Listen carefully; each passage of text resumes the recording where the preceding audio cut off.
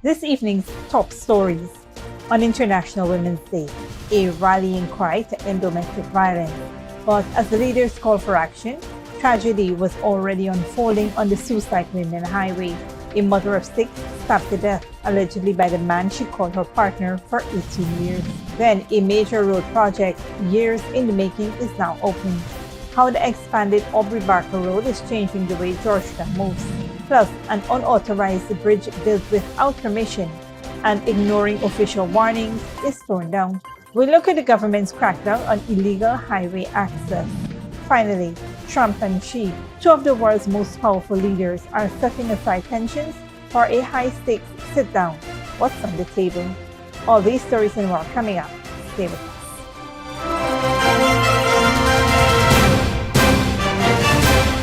Welcome to this broadcast of Channel 2's Headline News Update for March 9th, 2026. I'm Bibi Backus. Thank you for joining us. First up, as Ghana joined the world in observing International Women's Day, First Lady Arya Ali called for stronger national action to address domestic and intimate partner violence, noting that the tragic loss of women and girls whose lives have been cut short by abuse. Speaking during an International Women's Day walk organized by the Office of the First Lady at the Kingston Seawall Esplanade, the First Lady said the number of killings linked to domestic violence highlight the urgent need for continued work to protect women and girls. While acknowledging progress towards gender equality in Guyana, Mrs. Ali noted that significant challenges remain, citing global findings that full gender parity could still be generations away. She emphasized the importance of sustained efforts to create a more equitable future. The First Lady also highlighted initiatives led through her office.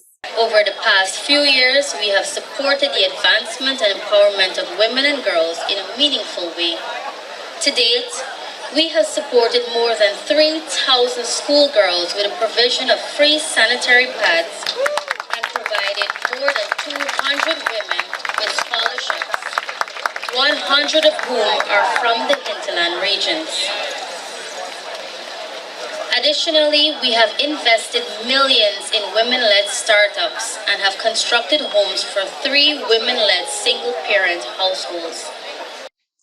Meanwhile, Minister of Human Services and Social Security Dr. Vindya Prasad urged citizens to support women facing violence and hardship, stressing that collective action is key to ending gender-based violence. Minister of Labor and Manpower Planning, Kiyomo Griffith, praised women's contribution to national development.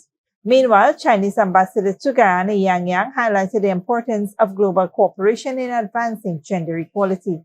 The event formed part of activities commemorating International Women's Day under the theme Rights, Justice, Action for All Women and Girls. A mother of 6 has been brutally killed along the Soesdyke-Linden Highway in a suspected domestic violence incident on International Women's Day. Dil Jarvis reports on the tragedy and the ongoing investigation. On a day when the world was celebrating the strength and achievements of women, tragedy struck along Soesdyke-Linden Highway as a mother of 6 was brutally killed in a suspected case of domestic violence on International Women's Day. The 39-year-old woman was fatally stabbed on her home on Sunday morning in what is suspected to be a case of domestic violence, while the alleged attacker, her reputed husband of 18 years, remains hospitalized after reportedly attempting to take his own life. Dead is Kathleen Tony, a mother of 6 who was discovered in a pool of blood near the front steps of her Long Creek home shortly after 600 hours. Police say the suspect, 65-year-old welder Maurice Hughes, allegedly stabbed Tony multiple times before fleeing into nearby backlands. Officers later located him with several injuries and reportedly threatening suicide. Reports indicate that the couple had been in what relatives described as an abusive common-law relationship over the years. Earlier this year, Tony reportedly visited a police outpost to report an assault, but later chose not to pursue the matter. According to investigators, Tony's body bore multiple stab wounds. A blood-stained knife believed to be the murder weapon was recovered a short distance from the scene. Hughes was taken to Mackenzie Hospital for treatment after sustaining a stab wound to the abdomen and other injuries. Police have since launched an investigation into the incident. Reporting for Headline News Update, Dale Jarvis. Thanks, Dale. The final stretch of the expanded Aubrey Barker Road was officially opened to traffic on Sunday, creating a major transportation link between communities in South Georgetown and key road networks along the coast and East Bank corridor. The upgraded roadway now connects commuters from South Georgetown to the Ogle to Eccles Interlink, improving access between residential areas and major highways. During a site visit on Saturday, Minister of Public Works Bishop on Edgehill confirmed that the road will be open to the public as final works were completed. The improved corridor links South Georgetown through South Rheinveld to the east bank of the Marara via the Heroes Highway and also provides access to the East Coast Corridor through the Ogle Bypass Road. Officials say the expanded roadway is expected to ease traffic congestion while significantly strengthening transportation connectivity around Georgetown. The road also provides an important access route to the developing Commons Lodge housing scheme. The project includes several modern road safety features, including thermoplastic road markings, traffic signs, a center median, bicycle lanes, paved shoulders, and pedestrian walkways, aimed at improving safety and traffic flow for motorists, cyclists, and pedestrians. Stick around when we return. Tragic drowning of 2-year-old at Kabakuburi Mission, and 120 women received starter packs to launch and expand business.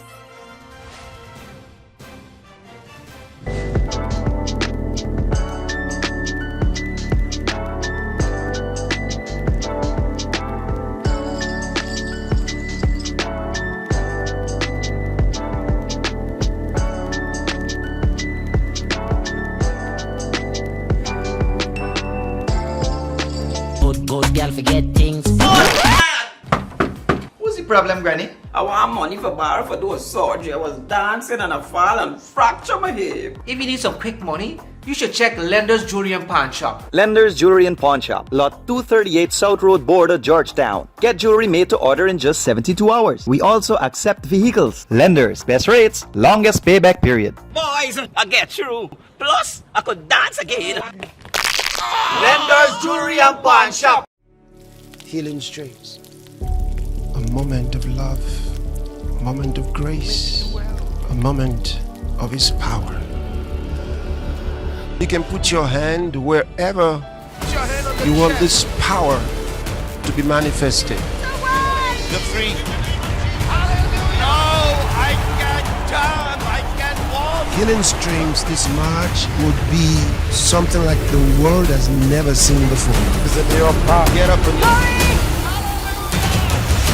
get ready. Oh, beautiful Guyana, to all our wonderful Guyanese people across the country and around the world, you are warmly invited to live healing stream services taking place from Friday 13th to Sunday 15th of March 2026. Experience powerful prayer, uplifting worship, and a message of healing and hope, all from the comfort of your home. Join us live on YouTube or Facebook and be part of this life-changing spiritual experience. For more information or prayer requests, contact Sister Bernice at 695-0942. Don't miss it. Your healing may be just one prayer away.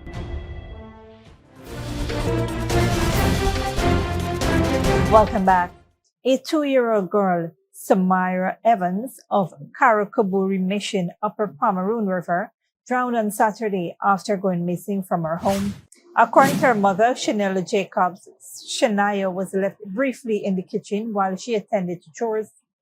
When she called for her toddler, she received no response. The woman raised an alarm, and relatives and community members joined the search, which officers from the Charity Police Station later assisted. Unfortunately, around 5:30 p.m., Samira's body was found floating in the Pomeroon River near Warapana, about 1 mile from the Karakaburi Mission landing. Police noted suspected fish bites on her right face and foot. The child's body was taken to Oscar Joseph Public Hospital, where she was pronounced dead and is now awaiting a postmortem examination. Investigations into the incident are ongoing. This is the second incident of children drowning in 1 week. Last Tuesday, 2 siblings died after falling into a trench at Melanie on the east coast of the Marara. On a different note, an unauthorized bridge providing access from a private property at Eccles to the Hayes-Bosch 4-lane highway was demolished on Sunday, under the supervision of the Ministry of Housing and Water. According to the ministry, the structure linked the property to the highway and had been constructed without the necessary approval. The owner had previously been issued a contravention notice by the ministry's enforcement department and warrant to stop the unlawful construction but failed to comply. Officials also noted that the property owner had sought permission to operate a Chinese restaurant at the location, but the request was not granted. During a visit by enforcement officers, the owner agreed to have the bridge removed, and the demolition was subsequently carried out under official supervision. This is the second Chinese-owned business to have its bridge structure leading to the highway removed. A similar enforcement action was taken in 2025 when authorities dismantled an unauthorized bridge constructed by a Chinese-owned business along the Heroes Highway. The structure had been built to allow direct access from the highway to the company's premises without the required approvals. Government officials later intervened and removed the illegal access point, noting that the bridge posed safety risks and violated planning and road access regulations. The ministry has reiterated the importance of proper land use and adherence to planning regulations, warning that unauthorized structures and access points to public roadways will not be permitted. In other news, 120 women from across Guyana have received business starter kits aimed at helping them launch and strengthen their entrepreneurial ventures following the closing of the We Lift 6 Conference and Expo at the Artichon Conference Center in Liliendal. 2 women from each administrative region participated in training programs in areas such as social media marketing, graphic design, garment construction, childcare, and elderly care through the Women's Innovation and Investment Network and the Ghana Women's Leadership Institute. Participants who completed the garment construction program received industrial sewing machines, while those trained in childcare received toys and educational materials. Women who pursued social media marketing were equipped with laptop computers to support their digital businesses.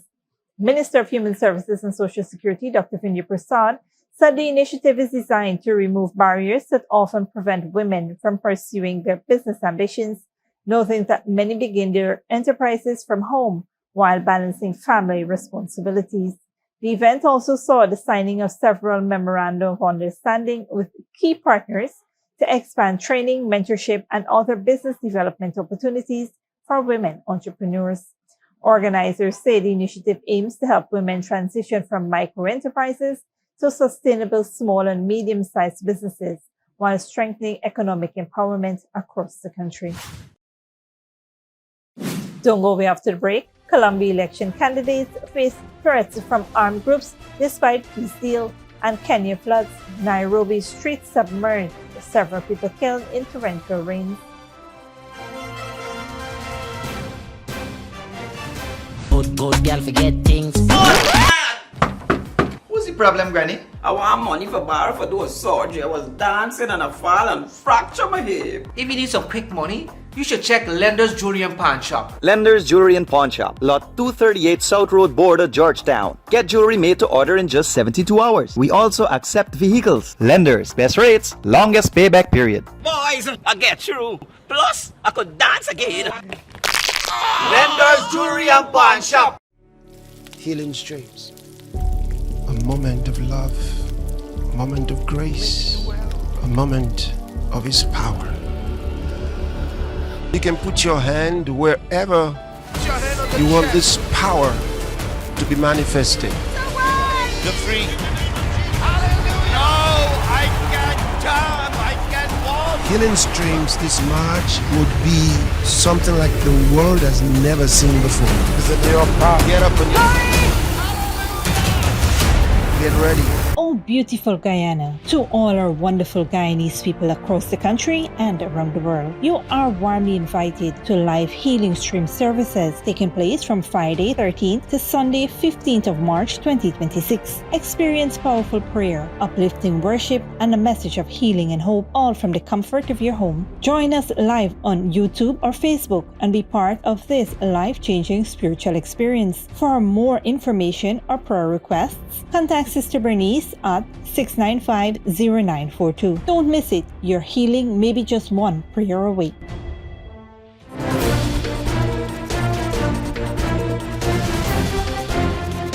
Welcome back. Now we take a look at what's happening in the region and around the world. Good evening. I'm Dominic Gittins. Tonight, global investors prepare visits to Venezuela as the country seeks economic recovery after recent political upheaval. Colombian vote in tense congressional elections. Trump and China's Xi prepare for a high-stakes meeting. And deadly floods submerge parts of Nairobi. We begin in Venezuela. Dozens of U.S. and international investors are planning trips to Venezuela in the coming weeks to explore potential opportunities following recent political shifts and the capture of former President Nicolas Maduro. Organized by advisory firms, the visit aimed to connect investors with Venezuelan officials and business leaders. Interest is rising in sectors such as energy, finance, and technology as the country seeks economic recovery and debt restructuring. Polling is underway in congressional elections in Colombia after a campaign marred by violence. Many see the ballot as a referendum on leftist President Gustavo Petro's agenda. Al Jazeera's Alessandro Rampieti reports. I'll take off the vest so I can go unnoticed. For candidate Liliana Ruiz, every kilometer on the road carries risk in Colombia's volatile Cauca region.